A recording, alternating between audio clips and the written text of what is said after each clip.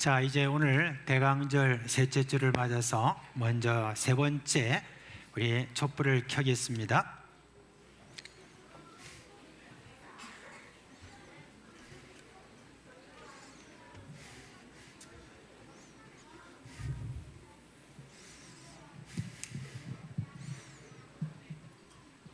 촛불을 켜고 나면 좀 맹맹한데 우리 박수 한번 칩시다.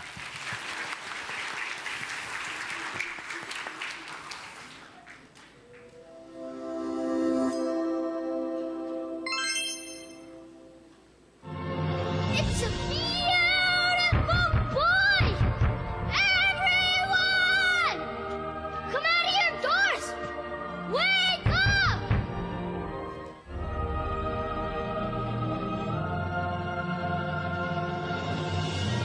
Mr. Asher! Wake up!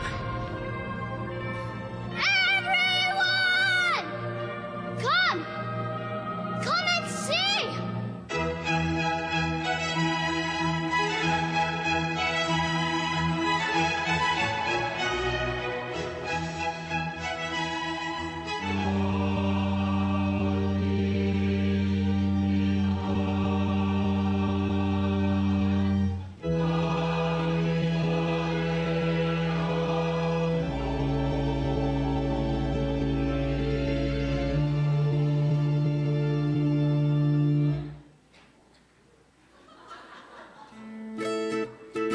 차상교회 식구님들, 지금부터 광고가 시작됩니다. 집중해서 들어주세요. 교회 소식입니다. 예배에 참석하신 분들과 인터넷으로 예배에 참여하신 분들을 환영합니다. 대강절 셋째 주입니다. 온 세상의 구원을 위해 이 땅에 오신 예수님을 생각하며 하나님의 사랑과 복음의 기쁜 소식을 나눕시다. 예배 안내입니다. 임마누엘 찬양대의 성탄절 칸타타가 24일 주일 오후 예배 후에 있습니다. 성탄 축하 예배가 25일 월요일 오전 10시에 전 세대 예배로 모입니다. 구세주로 오신 예수님께 감사하며 축하하는 은혜의 시간 되시기 바랍니다. 비정관 건축 헌금 작정 안내입니다. 작정서 제출은 24일 주일까지입니다. 기도하시는 가운데 자원하는 마음으로 작정하시기 바랍니다. 모임 안내입니다. 새가족 수료식이 오늘 오전 2부 예배 후에 있습니다. 토요학교 종강 예배가 23일 토요일 오전 10시 30분 은혜홀에서 있습니다. 위에서 기도해 주시기 바랍니다. 공동의회 안내입니다. 오늘 오후 예배 후 은혜홀에서 있습니다. 안건은 2024년도 예산건입니다. 공동의회 회원들은 모두 참석하시기 바랍니다. 학습 세례 일정 안내입니다. 학습 세례 문답식이 오늘 오후 2시 회의실에서, 학습 세례식이 12월 24일 주일 오전 1, 2부 예배 시에 있습니다. 유아 세례 일정 안내입니다. 당회 문답은 오늘 오후 2시 회의실에서 있으며 유아 세례식은 12월 25일 월요일 성탄 축하 예배 시에 있습니다. 각 위원회 모임 안내입니다. 주보를 참조하시고 모두 참석하시기 바랍니다. 2023년 각 부서 총회 보고입니다. 각 부서 총회 결과 2024년 임원 명단을 사무실에 제출해 주시기 바랍니다. 교육부 찬양대, 위원회 및 각 산하팀, 남여전도회 등입니다. 2024년도 직분자 임명을 위한 명단 제출 안내입니다. 각 위원회에서는 2024년도 직분자 임명을 위한 명단을 22일 금요일까지 사무실로 제출해 주시기 바랍니다. 교우 소식입니다. 장례 소식입니다. 4-2구역 이양순 집사의 모친 박혜식 장립집사의 장모 장례를 잘 마쳤습니다. 14-3구역 김정빈 은퇴 장로의 모친 류은밀 권사의 시모의 장례를 잘 마쳤습니다. 14-4구역 고 김현중 성도의 장례를 잘 마쳤습니다. 슬픔을 당한 유가족들을 위로해 주시고 기도해 주시기 바랍니다. 사상교회 식구님들 예배에 집중할 수 있도록 지금 각자의 휴대폰을 점검하셔서 전원을 꺼주시거나 진동으로 설정해 주시기 바랍니다. 이 시간 경건한 마음과 몸가짐으로 하나님께서 기뻐 받으시는 예배 되도록 최선을 다하시고 하나님께 드리는 예배와 선포되는 말씀을 통해 큰 은혜 받으시기 바랍니다. 반갑습니다. 한 주간 잘 지내셨습니까? 전 세대 예배에 참석하신 우리 모든 믿음의 식구들, 그리고 온라인으로 함께 하시는 우리 식구들께 주님의 은혜와 평강이 함께 하시기를 바랍니다.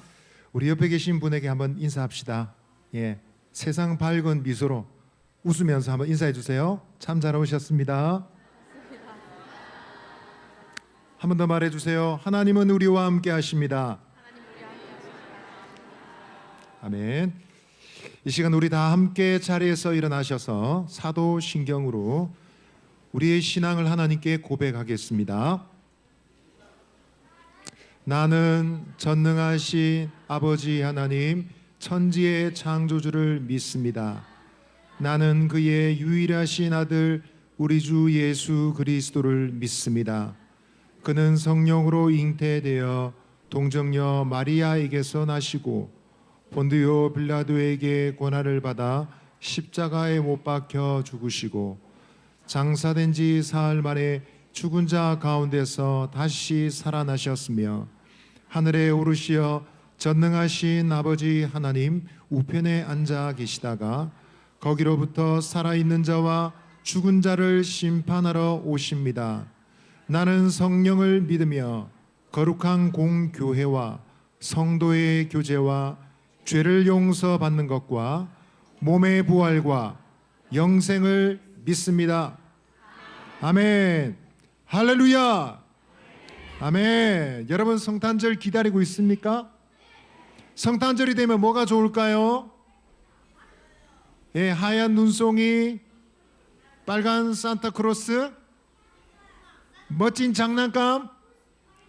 아니고요, 여러분. 우리를 사랑하셔서 이 땅에 오신 예수님 우리가 기다려야 되겠습니까? 맞습니까?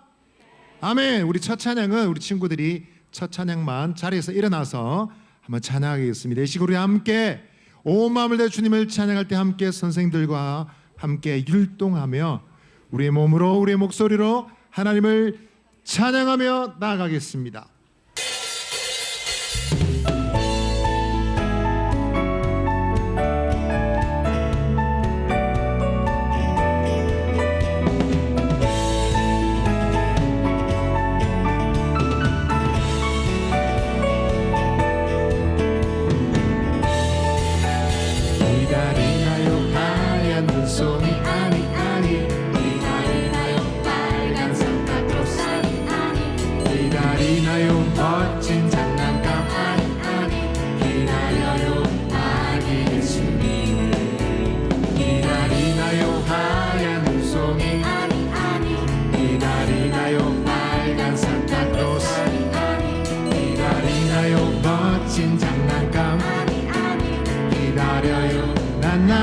예수님을 나를 위해 이 땅에 오신 하나님의 사랑하는 아들 기다려요. 난 아기 예수님 내가 가장 사랑하는 분 나는 기다려요. 아기 예수님을 나를 위해 이 땅에 온 세상을 구원하신 왕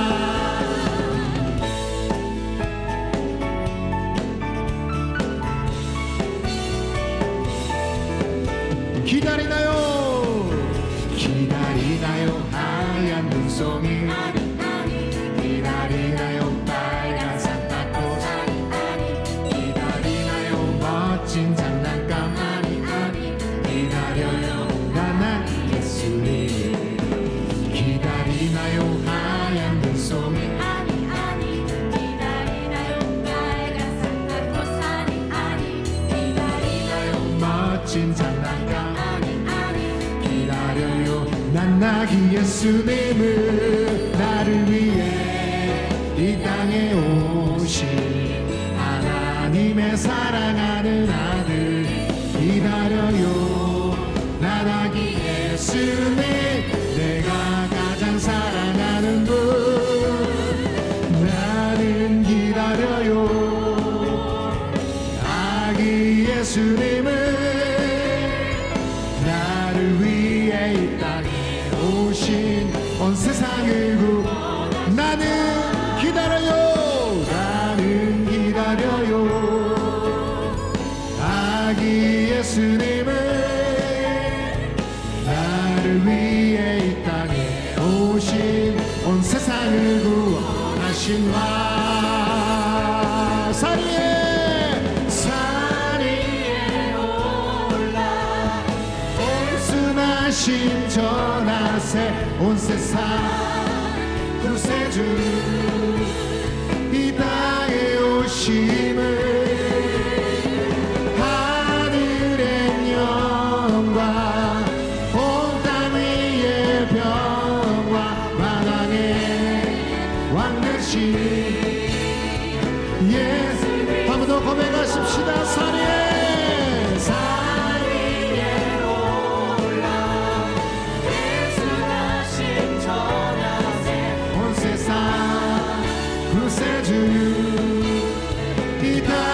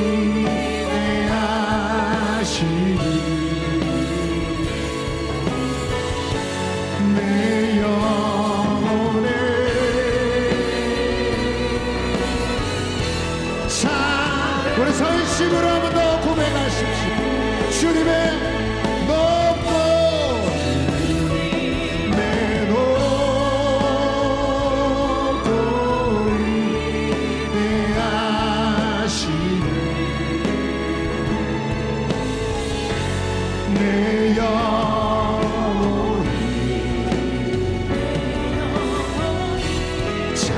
찬양하네.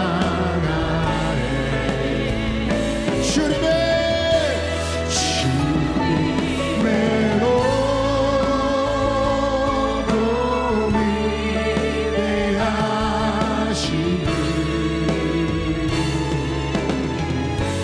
내 영혼에 찬양, 내 영혼이 찬양합니다. 내 영혼에 한 번 더 고백하십시다. 내 영혼이 찬양합니다.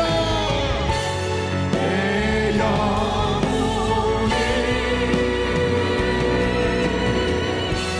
찬양하네.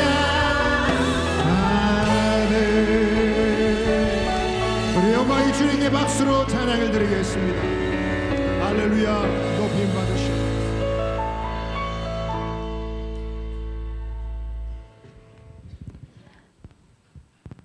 하나님 아버지, 오늘도 우리를 이 자리 가운데 불러주시고 한 마음으로 하나님을 찬양하게 하심에 감사드립니다. 연약한 우리를 긍휼히 여기셔서 주의 인자와 성실함으로 보호하여 주심에 감사드립니다. 하나님, 우리도 그 은혜에 감사하며 크신 하나님을 온 마음으로 높여드리는 시간 되게 하여 주옵소서. 하나님, 일주일 동안 우리의 삶을 돌아보기 원합니다. 하나님께서 부어주시는 크신 사랑에도 불구하고 우리는 여전히 죄 가운데 살아감을 고백합니다. 말씀을 따라 살겠다고, 하나님이 원하시는 삶을 살겠다고 다짐했지만 우리는 죄 앞에 또 넘어졌습니다. 하나님을 사랑하고 이웃을 사랑하지 않고 나의 만족, 나의 유익, 나의 욕심, 내 것들만 생각하며 살아갔습니다. 하나님, 우리의 죄를 용서해 주세요. 우리를 긍휼히 여겨주시고 우리의 죄를 더욱 깨닫게 하셔서 하나님 앞에 철저히 회개하게 해주세요. 하나님, 우리가 반복하여 짓는 죄들이 있습니다. 죄 가운데 무뎌지지 않게 하시고 우리가 짓는 죄가 하나님 보시기에 얼마나 악한 것인가 깨닫게 해주세요. 육체의 소욕이 아니라 성령의 은혜를 따라 행하는 자가 되게 해주세요. 정결한 자가 되어서 하나님이 쓰시기에 깨끗한 그릇이 되게 해주세요. 하나님, 오늘은 대강절 셋째 주입니다.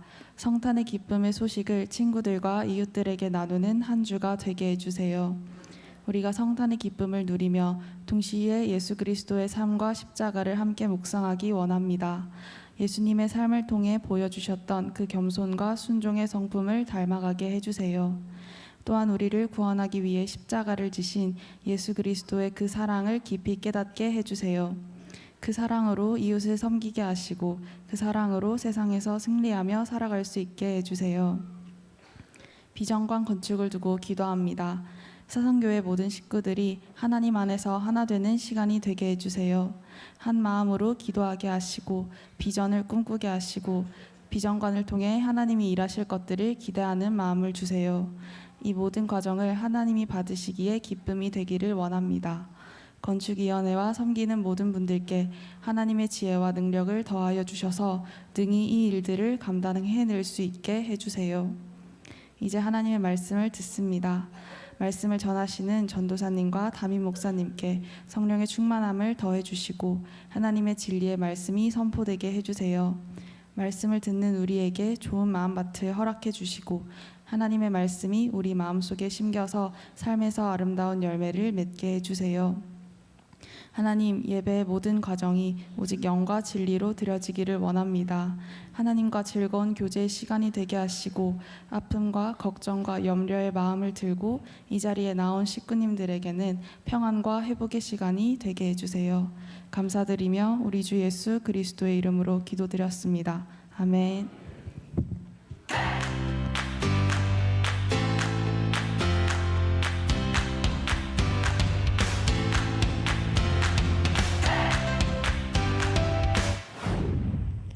반갑습니다. 오늘 이렇게 전세대 예배로 함께 하신 우리 식구 여러분들을 주님의 이름으로 환영하고 축복합니다. 오늘은 이렇게 또 이제 제가 부자는 이제 부자가 들어가기 어려운 나라라는 제목으로 이렇게 메시지를 준비하게 되었습니다. 시작에 앞서서 이제 여러분들에게 질문을 하고자 하고 또 이제 이 본문의 주제에 맞게 여러분들이 부자이신지 테스트하기 위해서 제가 준비를 한 게 되었는데요. 첫 번째로 돈, 그리고 두 번째로 부모님, 그리고 세 번째로 예수님, 그리고 네 번째로 치킨 중에 여러분들이 가장 좋아하는 것이 무엇인가요? 세 번째 예수님, 두 번째 부모님, 치킨. 자, 다양한 답들이 들리는데요.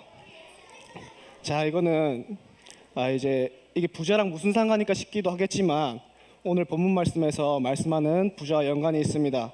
여러분들 대답을 들어보니까 이 중에 그렇지 않으신 분들도 있지만 이 본문에서 말하는 부자들도 여럿 계시네요. 그러면 함께 이제 우리 본문 말씀 읽으면서 이제 부자가 누구인지 알아보도록 하겠습니다. 본문 말씀 다 같이 읽겠습니다. 마가복음 10장 19절로 22절 말씀. 내가 계명을 안 하니 살인하지 말라, 간음하지 말라, 도둑질하지 말라, 거짓 증언하지 말라, 속여 빼앗지 말라, 내 부모를 공경하라 하였느니라. 그가 여쭈하오되 선생님이여 이것은 내가 어려서부터 다 지켰나이다.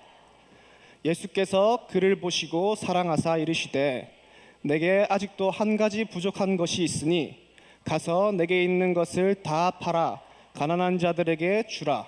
그리하면 하늘에서 보화가 내게 있으리라. 그리고 와서 나를 따르라 하시니 그 사람은 재물이 많은 고로 이 말씀으로 인하여 슬픈 기색을 띠고 근심하며 가니라. 자, 오늘의 본문 말씀에는 이제 부자 청년이 등장합니다. 이 부자 청년이 이제 예수님께로 와서 질문을 하는데요. 예수님, 제가 천국에 들어가려면은 어떻게 해야 될까요? 질문합니다. 그래서 예수님께서는 이제 간음하지 말라, 도둑질하지 말라, 거짓 증언하지 말라 하시면서 하나님의 계명을 지키라고 말씀하십니다. 그러시면서 이제 그런 와중에 이제 이 부자 청년은 예수님의 대답을 듣고 이제 자신감 있게 자기가 이제 이 계명을 다 지키고 살고 있다고 대답을 하는데요. 예수님은 이 모습을 보시고 한마디 더 하십니다. 너에게 이제 부족한 것이 한 가지 있는데 너의 소유를 다 팔아서 이제 가난한 자들과 소외된 자들을 도와라고 말씀하십니다. 이 말을 들었을 때 이 부자 청년의 반응은 어땠을까요? 이 부자 청년은 보시다시피 슬픈 기색을 띠었습니다. 이 부자 청년은 말 그대로 부자였기에 재물이 너무나도 많았습니다. 그런데 이제 이 재물을 다 팔고 가난한 자들에게 나눠주라고 하니까 이 부자 청년의 마음에는 아까운 마음도 있고 그러기 싫은 마음도 있었기 때문에 이렇게 돌아가게 됩니다. 근데 여기까지만 볼 때는 이제 이 본문 말씀에서 말하는 부자가 돈만 많으면 그 부자를 뜻하는 건가 싶을 수도 있습니다. 하지만 그 다음에 이제 예수님께서 이 부자 청년이 떠나고 제자들에게 말씀하시는데 이제 이 부자가 이제 하늘나라에 들어가기 힘들다고 말씀하시면서 하늘나라에 들어가기 위해서는 어떻게 해야 되는지 또 말씀을 통해서 예수님께서 말씀하시는데요. 그 방법이 무엇인지 또 한번 말씀을 통해서 알아보도록 하겠습니다. 다 같이 또 함께 읽겠습니다. 마가복음 10장 29절로 30절 말씀. 예수께서 이르시되 내가 진실로 너희에게 이르노니 나와 복음을 위하여 집이나 형제나 자매나 어머니나 아버지나 자식이나 전토를 벌인 자는 현세에 있어 집과 형제와 자매와 어머니와 자식과 전토를 100배나 받되 박해를 겸하여 받고 내세의 영생을 받지 못할 자가 없느니라. 아멘. 예수님께서는 이렇게 하늘나라에 들어가는 방법이 이제 어머니를 버리고 부모님을 버리고 또 형제 자매를 버리고 들어갈 수 있다고 하였습니다. 그럼 이 말씀이 진짜로 부모님을 버리고 형제를 자매를 버리라는 말씀일까요? 아닙니다. 이 말씀에서는 이제 여러분들이 세상을 살아가면서 너무나 좋아하는 것들도 있고 사랑하는 것들이 많을 텐데요. 이 좋아하는 것들을 이제 예수님과 복음보다도 더 사랑하는 자를 보고 예수님께서는 부자라고 말씀하십니다. 그래서 예수님께서는 이 세상 것들을 더 사랑하는 이들에게 이제는 돌이켜서 그 세상 것들보다 이제 예수님을 더 사랑하라고 말씀하십니다. 그리고 이 말씀을 들으신 우리 사상교회 식구 여러분, 이제는 우리가 함께 부자의 자리에서 내려와서 이제 예수님과 복음을 더욱더 사랑하고 전파하는 우리가 되기를 간절히 소망합니다.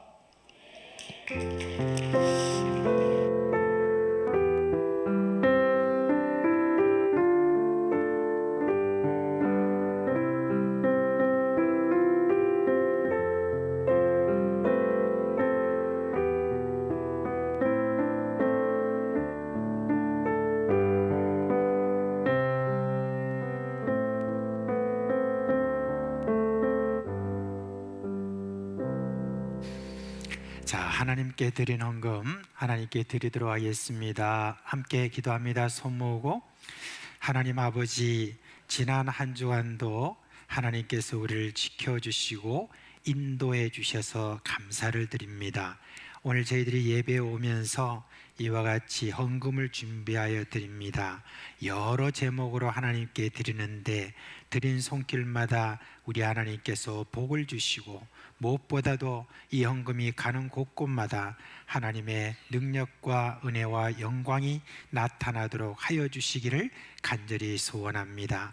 사랑하는 우리 식구들, 하늘의 신령한 복과 땅의 기름진 곳으로 풍성하도록 주여 채워주시고, 또한 여러 병으로 고생하는 그런 분들 한 분 한 분 주님께서 손을 얹어주시고 저들을 고쳐주시고 낫게 하여 주옵시고 근심이 없게 해주시고 우리 하나님의 은혜로 형통하도록 함께 해주시기를 원합니다. 특별히 우리 어린 식구들, 어릴 때부터 우리 주님을 인격적으로 만나서 세상을 향한 꿈을 갖게 하여 주옵시고 하나님께서 주시는 능력과 은혜로서 능히 그 모든 꿈을 이룰 수 있도록 함께 하여 주시옵소서. 예수 그리스도 이름으로 기도합니다. 아멘.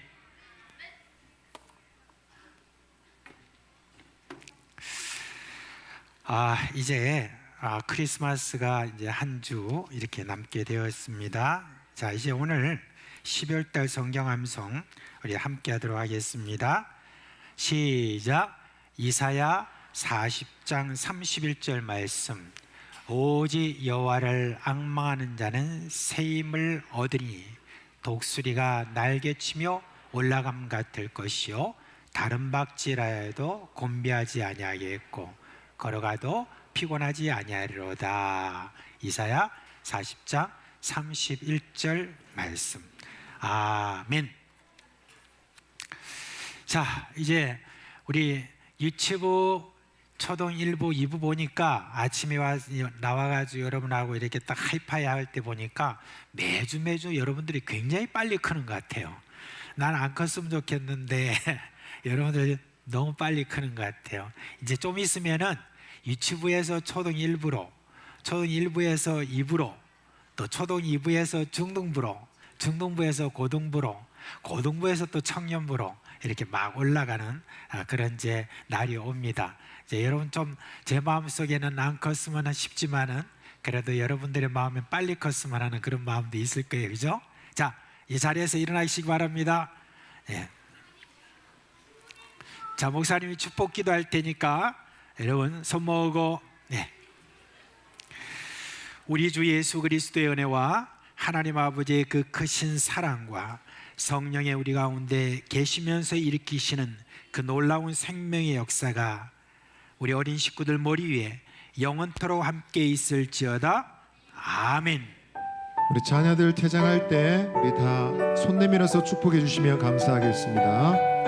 우리 초등 2부부터 뛰지 말고 천천히 퇴장하겠습니다. 주님 너를 항상 인도하시리 내 마른 땅에서도 너를 만족시키리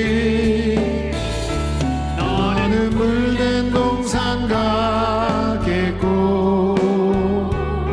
마르지 않는 샘밭들에 너는 물된 동산 같겠고 마르지 않는 샘. 초등 1부 개장하겠습니다. 주님 너를 항상 인도하시리 내 마른 땅에서도 너를 만족시키리 너는 물된 동산 같겠고 마르지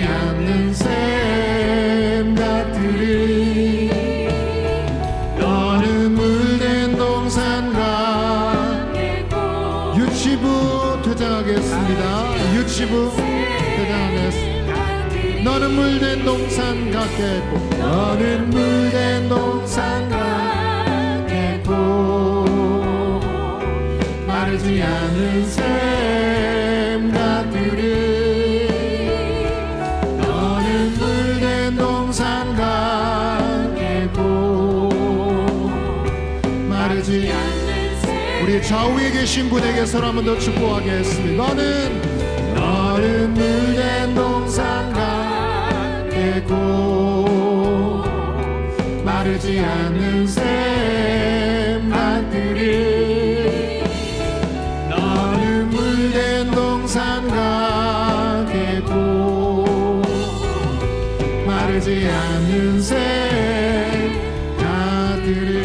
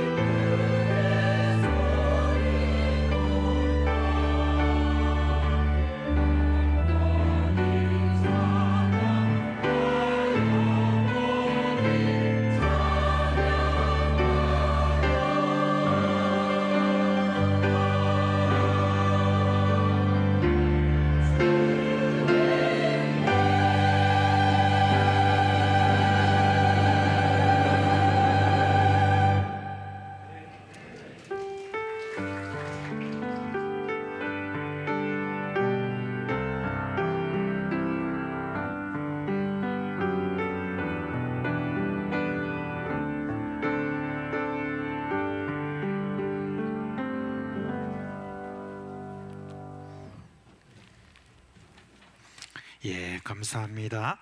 우리 오늘 설교할 본문의 말씀은 누가복음 1장입니다. 누가복음 1장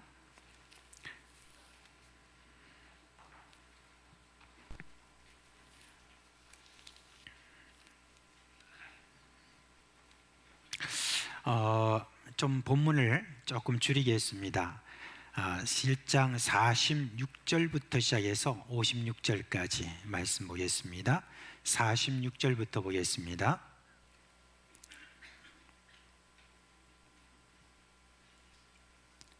이제 우리 한 목소리를 읽겠습니다.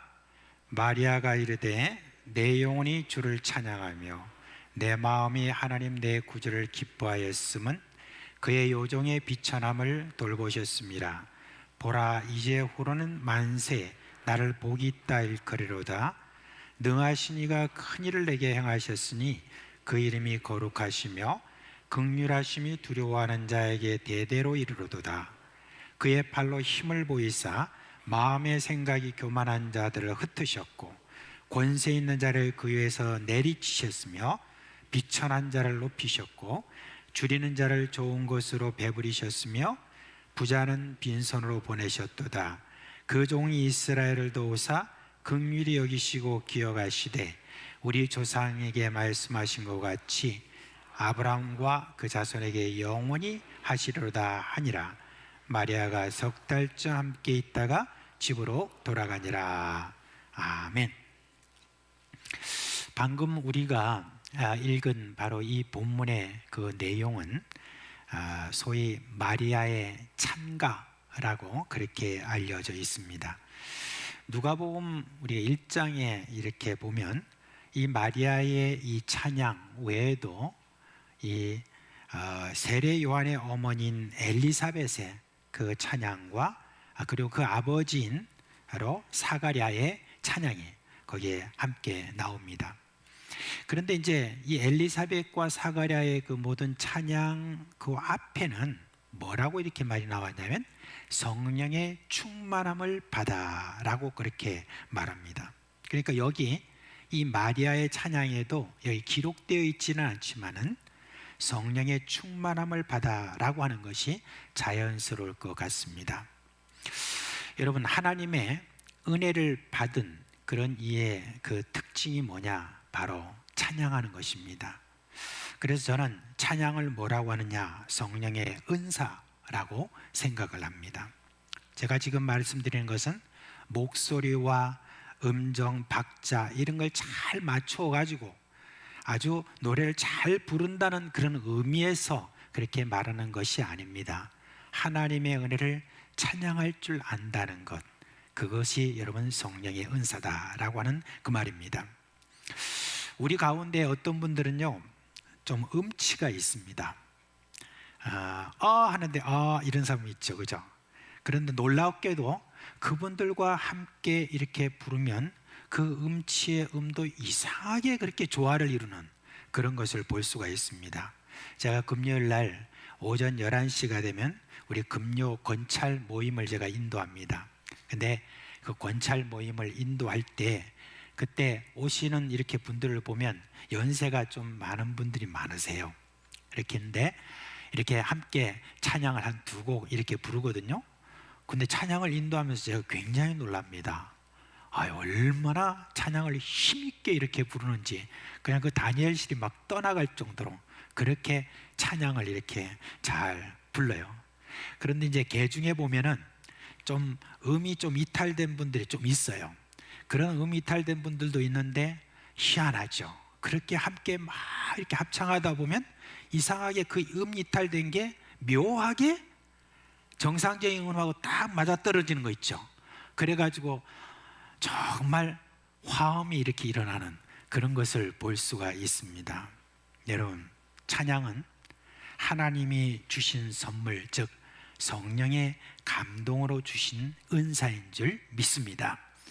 세상 사람들이 좋은 목소리를 가지고 무슨 사랑 노래를 이렇게 하게 될 때 우리는 참 감정이 좀 흔들려서 우리의 감동을 우리가 받기도 합니다.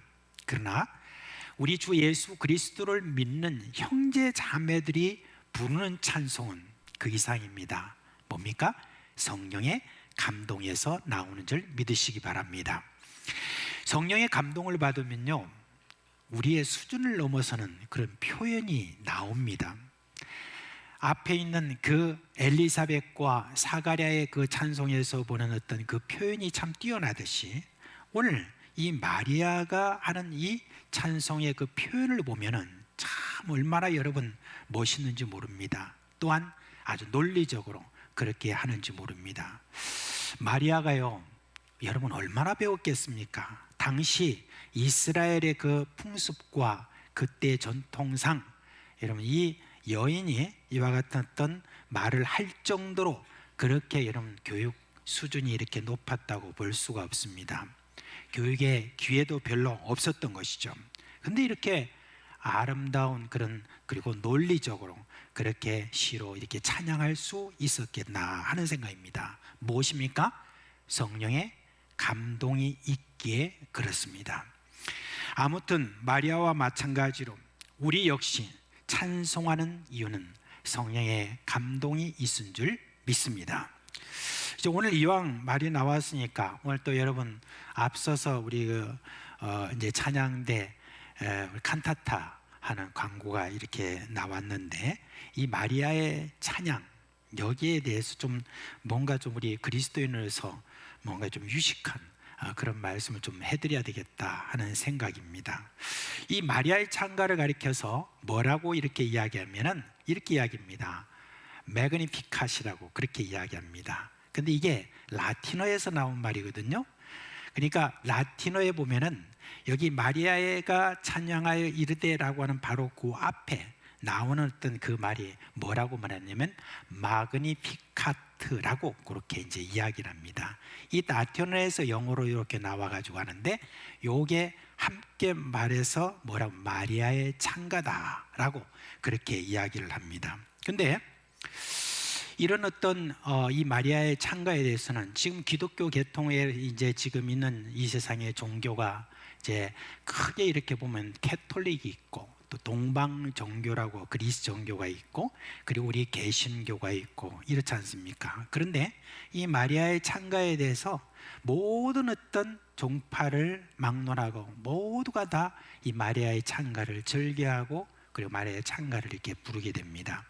그런데 이제 그 곡을 쓴 그런 유명한 분들이 있습니다. 초기에 바로크 시대라고 있었습니다. 근데 그 바로크 시대를 열었던 분이 몬테베르디라고 하는 분이 계세요. 이분이 매그니피카트가 어떤 내용이냐면 좀 천상의 소리를 표현하려고 굉장히 많이 노력을 했는데, 제가 이제 이런 어떤 내용들을 하나씩 좀 들어봤거든요.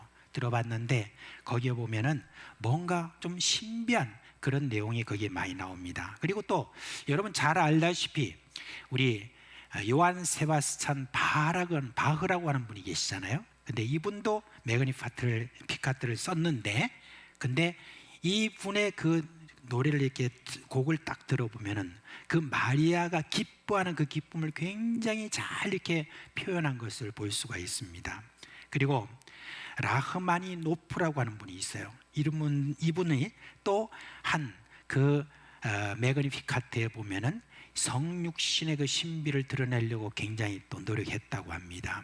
그리고 떼제 공동체라고 있는데, 아마 떼제 공동체 하면 여러분들이 뭐지? 하고 그렇게 생각할지 모르겠습니다. 근데 그 떼제 공동체는 공동체로 이렇게 이루어가지고 함께 그렇게 찬양하고 기도하고 예배하는 그런 공동체입니다. 근데 그곳에서도 매그니피카트를 거기에 썼는데, 거기 보면 여러분 우리 찬양에 보면 우리가 그 사람들이 했던 이 매그니피카트를 우리가 지금 부르고 있어요. 사실은 한번 제가 해볼게요. 내 영혼이 주님을 찬양하며 기뻐합니다. 내 영혼이 하는 거 있죠. 그 찬양이 뭐냐면 떼제 공동체에서 말했던 매그니피카트가 거기에 나옵니다. 그리고 오늘 여러분 다음 주에 비발디의 매그니피카트를 이제 우리 성탄 칸타타로 이렇게 하게 되죠. 그 비발디의 매그니피카트, 이거는 사실은 좀 뭔가 좀 묵직한 그런 느낌입니다. 자기가 처녀로서 동정녀가 잘못되어서 아기를 낳는 어떤 그런 여러 가지 어떤 그런 어려운, 이제 앞으로 이런 어떤 무거운 짐을 짊어져야 되는 그런 마리아의 그런 어떤 감정, 이런 것이 사실 이 비발디의 매그니피카트에서 이렇게 나온다라고 그렇게 이야기를 합니다.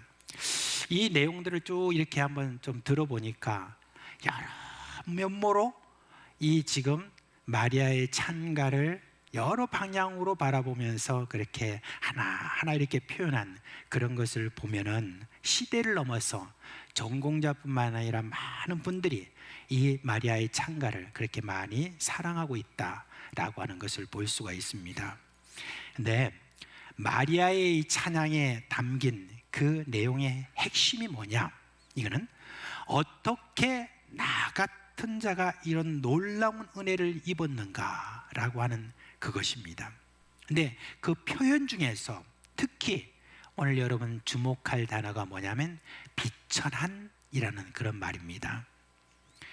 오늘 저는 어떻게 하든지 하나님 앞에 경건하게 살려고 몸부림치고 있는 분들에게는 참 큰 위로가 되는 그런 말씀을 여기서 전하려고 합니다.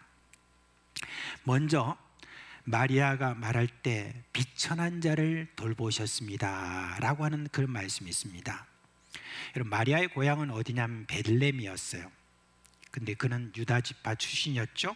그리고 이스라엘에서는 이 유다 지파는 지도자적인 그런 지파였고 왕족이다라고 이렇게 말할 수가 있습니다. 근데 그런 마리아가 요셉을 포함해서 무슨 일인지 모르지만은 갈릴리 나사렛이라는 그 이방 땅이나 마찬가지인 곳으로 이사를 왔어요. 당시 이 갈릴리라고 하는 곳은요, 가난한 곳이었습니다. 갈릴리 호수에 기대어 사는 그런 어부들과 조만한 그 땅떼기, 그걸 개간해서 사는 화존민과 같은 그런 사람들이 많았고요. 그리고 다른 지역에 비해서 창녀들이 굉장히 거기는 많았다, 그렇게 했습니다. 그리고 어떤 그 갈릴리 지역은요, 이스라엘 사람들이 정말 꺼려하고 먹지 않는 그 돼지 있잖아요. 그 돼지 새끼를 키워가지고 만들어서 이방 사람들이 파는 그런 유대 사람도 있었다고 합니다. 그러니까 다른 지역에 있는 그러한 어떤 유대 사람들이 이 갈릴리 사람들에 대해서 선입관을 가지고 있었겠죠. 그러니까 갈릴리 출신들을 이렇게 보는 이스라엘 사람들은 상당히 저들을 무시했다고 합니다. 갈릴리 출신 이렇게 하면은 도둑질 당하지 않을까, 해코지 당하지 않을까, 그렇게 경계했다고 합니다. 아무튼 이 요셉과 마리아가는 어떤 이유인지는 모르지만은 저희들이 이제 원래 있었던 그 베들레헴에서 거기까지 밀려온 거로 봐서는 뭔가 사연이 있었을 것 같아 하는 생각입니다. 한편으로 말하면 그들은 비천한 곳으로 와서 비천한 삶, 그런 삶을 살던 그런 사람입니다. 그래서 마리아가 말하기를 하나님께서 나 같은 비천한 자를 돌보셨습니다 라고 그렇게 말했습니다.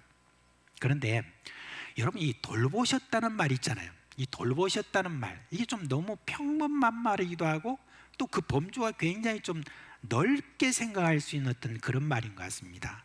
그런데 이 돌보셨다는 말이 사실상 우리말이지만은 그러나 좀 그 안에 들어가는 말이긴 하지만 그러나 좀 더 정확하게 이 돌보셨다는 말의 그 원어가 어떤 언어인가라고 이렇게 알아보니까 그 말의 원 뜻이 뭐냐면 주목하셨다라고 이렇게 하는 말입니다. 말하자면 하나님께서 이 비천한 자를 주목하셨다라고 하는 지금 찬양을 하나님께 드리고 있습니다. 우리가 비천한 자라고 이렇게 하면 바로 떠오르는 것은 가난한 것, 그렇게 생각을 하지요. 어렵고 힘들게 살아가는 것, 그뿐만 아니라 상당히 거칠고 그리고 생각하는 것이나 말이나 행동, 이런 모든 것에 천하다는 그런 의미도 여러분 생각할지 모릅니다. 그런데 여기서 지금 비천하다라고 하는 말은 단순히 가난하게 산다라고 하는, 세상에서 좀 소외되고 어렵게 살아가는 그러한 삶에 대한 그런 이야기를 하는 겁니다. 그렇지만 이렇게 어렵고 힘들게 살아간다고 해도 자기가 생각하는 것이나 말하는 것이나 행동하는 것까지도 천하고 천박하고 그리고 그렇게 거칠다는 그런 뜻이 아닙니다. 지금 이 어렵고 가난하고 어려운 그런 처지에 있는 자신이지만 그래도 지금 이런 말을 하는 가운데서 하나님께서 이 비천한 자를 주목하셨다라고 하는 그 뜻은 뭐냐면은 그래도 자신은 하나님께 경건하게 살고자 그렇게 하는 바로 이 마리아를 하나님이 주목하고 계셨다라고 하는 그런 뜻이 거기에 있다는 것입니다. 여러분, 마리아가 참으로 가난하고 사람들이 무시하는 그러한 같은 곳에 살고 있고 거친 사람들이 많이 있는 그런 곳에 살고 있지만 그 마리아의 마음에 하나님을 향한 그런 어떤 그 마음, 그거는 살아 있었습니다. 의인의 삶을 추구했던 그런 사람이고 또 그런 신앙인이었던 요셉과 정혼하게 되었습니다. 그때 마리아의 나이가 몇 살인지 그는 정확하게 알 수는 없습니다. 그렇지만 많은 전문가들에 의하면 당시의 여러 것을 다 감안해 봤을 때 한 14세 정도였던 것으로 보입니다. 그 나이에 갑자기 천사가 나타나서 임신을 통보했다고 이렇게 생각해 보세요. 만약에 인간적인 어떤 생각을 갖고 있었던 사람이라면 아마 그걸 거부할 그런 마음이 더 많았을 것이고, 그리고 이걸 인간적인 방법으로 모면하려고 굉장히 노력했겠죠. 그렇지만 처음에는 놀랐어도 하나님의 보내신 천사의 말에 인해 수긍하고 남자를 알지 못한 상태에서 임신했다는 부끄러움보다는 메시아를 태중에 뿜었다는 것에 대해서 저가 감격하고 있습니다. 비록 이 일로 인해서 내 처녀성이 의심되고 내 결혼과 장래가 무너지고 그동안 모든 인간관계가 다 깨어지고 그리고 모함을 받고 누명을 쓴다고 해도 그걸 감내하겠다는 그런 결의를 하게 되었습니다. 이 마리아가 50절에 하는 그 말씀을 보세요. 긍휼하심이 두려워하는 자에게 대대로 이르는도다 라고 이렇게 말했습니다. 이건 뒤에도 우리 조상에게 말씀하신 것 같이 아브라함과 그 자손에게 영원히 하시리로다 한 그것을 보면 지금 이 마리아는요, 하나님의 약속의 말씀에 대해서 깊은 이해가 있었다는 바로 그런 이야기를 하는 것입니다. 여기서 우리는 마리아가 하나님을 향한 마음이 살아있음을 다시 한번 확인하게 됩니다. 그래요, 하나님은 오늘도 하나님을 향하여 마음이 살아있는 자를 지금도 주목하고 계신다는 것을 믿으시기를 바랍니다. 저는 욥기를 볼 때마다 하나님이 경건한 자를 주목하고 계심을 봅니다. 하나님의 회의에 사탄이 이렇게 들어오게 되었습니다. 그랬을 때 하나님께서 사탄에게 물어봅니다. 너 어디서 오는 중이냐? 예, 두루 땅을 여기저기 다니다가 왔습니다. 그때 하나님이 이렇게 말씀하시죠. 뭐라고 말씀하냐면 네가 내 종 욥을 주의하여 보았느냐, 그렇게 말했습니다. 그와 같이 온전하고 정직하여 하나님을 경외하며 악에서 떠난 자는 세상에 없느니라 라고 그렇게 했습니다. 특별히 여러분, 여기서 내 종 욥을 주의하여 보았느냐 라고 이렇게 말씀하신 것은 무슨 뜻입니까? 바로 하나님께서 그 종 욥을 정말 경건하게 살려고 하나님 앞에 몸부림치며 사는 바로 그 욥을 주의하여 보셨다라고 하는 그런 뜻이 있는 것입니다.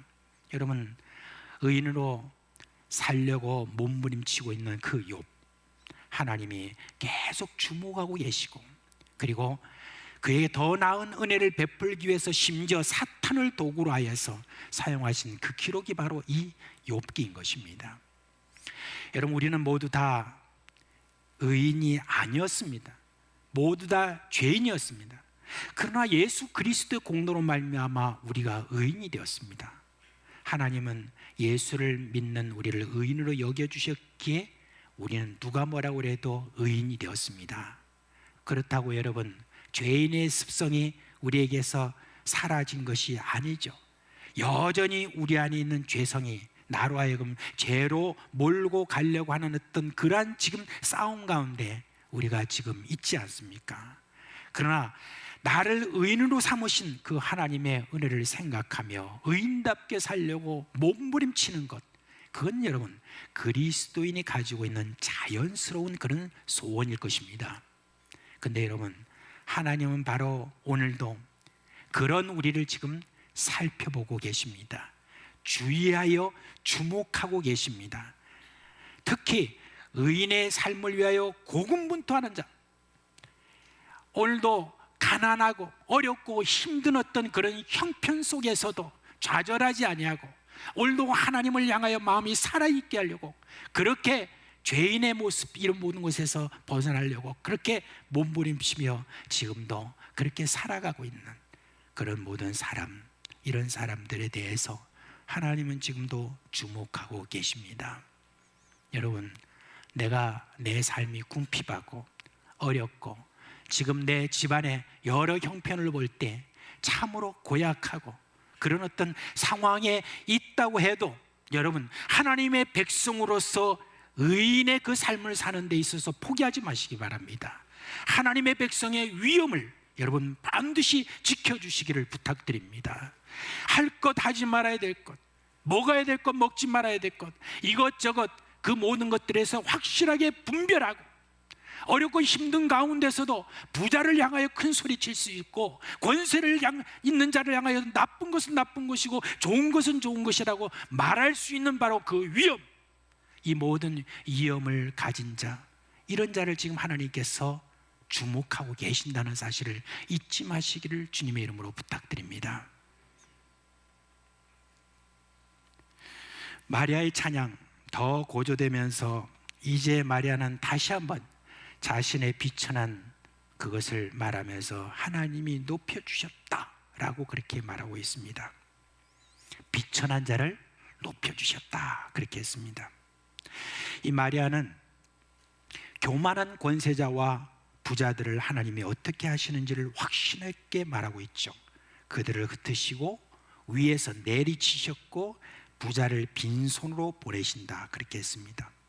그렇지만 비천한 처지에 있어서도 하나님을 향하여서 살아있는 그런 신앙을 가진 경건한 백성들에게 하나님이 어떻게 하신다고요? 높이셨다라고 이렇게 말합니다. 앞서 마리아가 보라 이제 후로는 만세 나를 복이 있다 일컬이로다 라고 이렇게 말했죠. 저 갈릴리 촌구석에 그 속에서도 구석인 바로 그 나사렛 모두가 무시하고 그 나사렛은 무슨 선한 것이 나오겠느냐 그렇게 했던 곳에 나 마리아를 만세가 우러러보는 만세가 부러워하는 자로 그렇게 높이셨다라고 하는 그런 말을 하고 있습니다. 여러분 높이신다는 어떤 말을 높이셨다라고 하는 그런 과거형으로 여기 썼어요. 그래서 제가 좀 못내 의심스러워서 더 이렇게 하나씩 살펴봤습니다. 근데요 정말 과거형입니다. 이것은 무슨 말이냐? 하나님이 나를 높이실 것을 확신했다는 것입니다. 미래를 보면서 하나님께서 만세라는 것은 만세대를 이야기하는 겁니다. 만세대가 지나갈수록 나를 복이 있다라고 그렇게 말할 것이다 라고 그렇게 했는데 그대로 여러분 오늘날 지금 이루어졌고 앞으로 세월이 가면 갈수록 더 많은 사람들이 마리아를 복이 있다라고 그렇게 말할 것입니다. 여러분 하나님은 비천한 자를 주목하시고 그를 높이시기 위해서 오늘도 인도에 가십니다. 우리는 다윗의 시로 보이는 시편 136편 23절에 이 말씀을 봅니다. 우리를 비천한 데서 기념하신 이에게 감사하라. 그 인자하심이 영원함이로다 그랬습니다. 인자하심이라는 것은 실패하지 않는 사랑이라고 그랬습니다. 하나님께서 그 비천한 자, 그런 자를 기념하고 많은 기념비를 세우듯이 그렇게 높이시는 그 모든 것은 하나님께서 오늘도 그와 같은 약속에 철저한 그러한 눈으로 보시면서 반드시 높이신다는 그런 이야기인 것입니다. 그리고 하나님이 선지자 나단을 통해서 다윗에게 뭐라고 했습니까? 그러므로 이제 내 종 다윗에게 이와 같이 말하라. 만군의 여호와께서 이와 같이 말씀하시기를 내가 너를 목장꽃 양을 따르는 데서 데려다가 내 백성 이스라엘의 주권자로 삼고 내가 가는 모든 곳에서 내가 너와 함께 있어 내 모든 원수를 내 앞에서 멸하였은즉 땅에서 위대한 자들이 이름같이 내 이름을 위대하게 만들어 주리라 그랬습니다. 여러분, 다윗 대단한 것 같은데 대단하죠. 그러나 이전에 어떤 사람이었느냐? 양을 따르는 데에서 이렇게 말했습니다. 양을 쫓아가지고 맨날 양치고 있는 그와 같은 자를 그와 같이 높이셨다는 그런 이야기입니다. 신약에 보면 다윗을 가리켜서 하나님의 마음에 합한 자다라고 그랬습니다. 하나님의 마음에 합한 다윗을 하나님이 만세에 높여주셨던 것처럼 오늘도 만세 높여줄 사람을 하나님이 찾고 계십니다. 그래서 우리가 잘 아는 역대하 16장 9절 말씀에 뭐라고 합니까? 다 같이 한번 읽어봅시다. 시작. 여호와의 눈은 온 땅을 두루 감찰하사 전심으로 자기에게 향하는 자들을 위하여 능력을 베푸시나니. 아멘. 네, 그렇습니다. 이왕 우리가 예수 그리스도를 믿고 살아가는 삶 가운데 내가 부하거나 가난하거나 어렵거나 어떤 형편이든지 우리 하나님을 전심으로 향하는 자들을 위하여 오늘도 주목하고 계시면서 능력을 베푸시는 바로 그 하나님, 그 능력을 베푸신다는 것은 높이신다라고 하는 바로 그 말씀, 그 약속을 지켜가시는 우리 하나님이신 것입니다. 여러분, 바울은 고린도 교회에 이렇게 말했습니다. 고린도전서 1장 29절, 6절에서 29절에 보니까 형제들아 너희를 부르심을 보라. 육체를 따라 지혜로운 자가 많지 않고 능한 자가 많지 않고 문벌 좋은 자가 많지 않은다. 천한 것들과 멸시받는 것들과 없는 것들을 택하사 있는 것들을 폐하려 하시나니. 이게 하나님의 계획이라는 겁니다. 비천한 자를 어떻게 하든지 하나님께서 높여주시는 이 하나님의 그 계획 속에는 오늘도 하나님을 향하여서 계속해서 집중하여 그분께 앙마하고 살아가는 그 사람에게 하나님께서 그렇게 하신다는 겁니다. 그 반대로 세상에 보면 허세를 부리는 사람들을 만나보면 이런 말하죠. 우리 아버지 때는 참 부자였고 할아버지는 무슨 정성 중에 한 사람이었고 뭐 옛날 우리 땅 뭐 그냥 저 경상북도 어디에 그냥 뭐 만평이었고 뭐 이런 식으로 이제 이야기하는 사람이 있습니다. 아무튼 그 말은 뭐냐면 우리 조상 쪽에는 억수로 잘 나갔다. 바로 그런 이야기 아니겠습니까? 그래서 자기가 지금 이런 처지가 있는 거 함부로 하지 마라 라고 하는 그런 뜻이 있겠죠. 근데 우리는 그 반대입니다. 우리는 늘 그 반대입니다. 자기 집안 자랑, 뭐 과거 자랑 이런 거 우리 그런 거 하지 마세요. 우리는 반대요. 나는 지혜도 없고 능도 없고 문벌 좋은 것도 없고 소위 조상적인 대단한 인물도 없고 천하고 멸시받고 없는 그런 자였습니다. 그런데 이런 자를 하나님이 주목하고 높이셨습니다 라고 해야 됩니다. 어떤 사람들 말이죠. 네가 뭐 높은데 뭐가 높단 말이고 이렇게 이야기하면 이렇게 대답하면 됩니다. 그래, 나는 앞으로 높아질 것이다. 그렇게 하면 되는 것입니다. 만세의 날을 복이 있다 할 것이다 라고 하는 어떤 미래를 지향한 그와 같은 경건한 자로 살라는 바로 그런 뜻이 있는 것입니다. 마리아의 찬양의 핵심, 오늘 여러분과 함께 나누었습니다. 뭡니까? 비천한 자를 하나님이 주목하고 계셨다는 것이고 비천한 자를 하나님이 높이셨다는, 그리하여 해서 나를 만세 복이 있다라고 하는 그런 자로 될 것이라고 하는 이 찬양에 바로 우리 각자에게 담기기를 주님의 이름으로 축원합니다. 나 같은 비천한 자를 주목하신다는 그 말씀에 우리는 우리의 처지와 상관없이 우리는 오늘도 기뻐하고 감사해야 될 것입니다.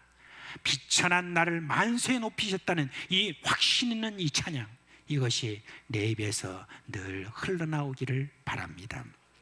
이 마리아의 찬양이 혹 경건한 삶에서 좀 멀어져 있다고 한다면 속히 경건한 삶으로 돌아서는 그런 계기가 되기를 바랍니다. 그리고 우리는 이 찬양에서 더 나아간 찬양을 드려야 되겠습니다. 예수님이 나를 위해서 무엇을 하셨는지 한번 생각해보고 감사의 찬양을 드려야 되겠어요.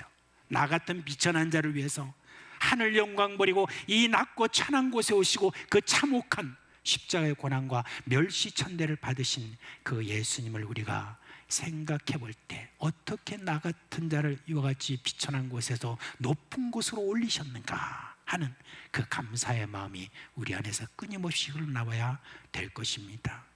그 예수님, 나를 위해서 이 땅에 오시고 십자가를 지신 바로 그 예수님의 소원은 딱 한 가지입니다. 무엇입니까?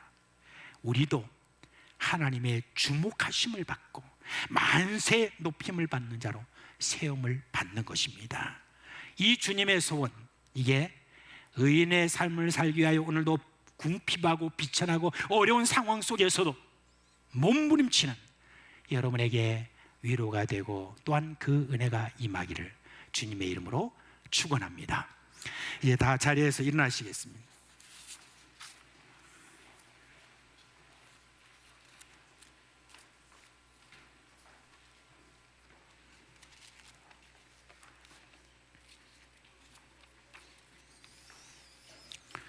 자, 오늘 찬송 우리의 주의 이름 높이며 이 찬송하겠습니다.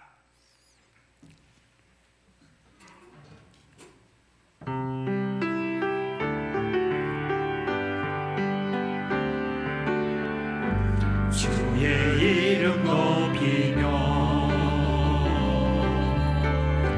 주를 찬양하나이다. 나를 구하러 오신 주를 기뻐하나이다. 하늘 영광 버리고 이 땅 위에 십자가를 지시고 죄 사하네 무덤에서 일어나 하늘로 올리셨네. 주의 이름 높이 다시 한번 하겠습니다. 주의 이름 높이며 주를 찬양하나이다. 나를 구하러 오신 주를 기뻐하나이다. 하늘 영광 버리고 이 땅 위에 십자가를 지시고 죄 사하네 무덤에서 일어나 하늘로 올리셨네. 주의 이름 높이.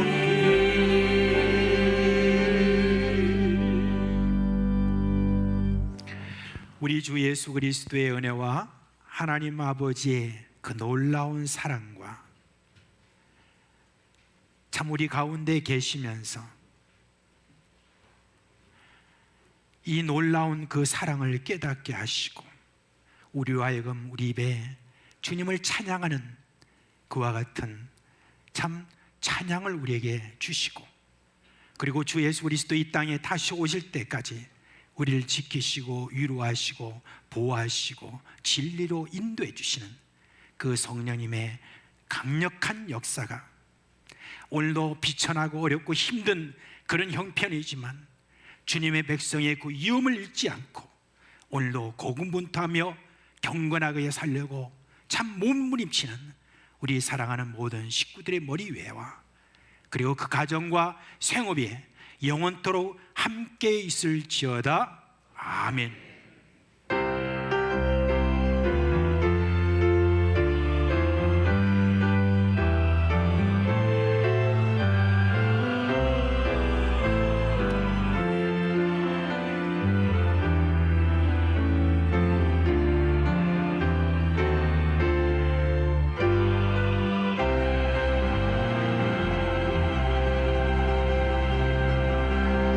예, 잠시 자리에 앉아 주시기 바랍니다.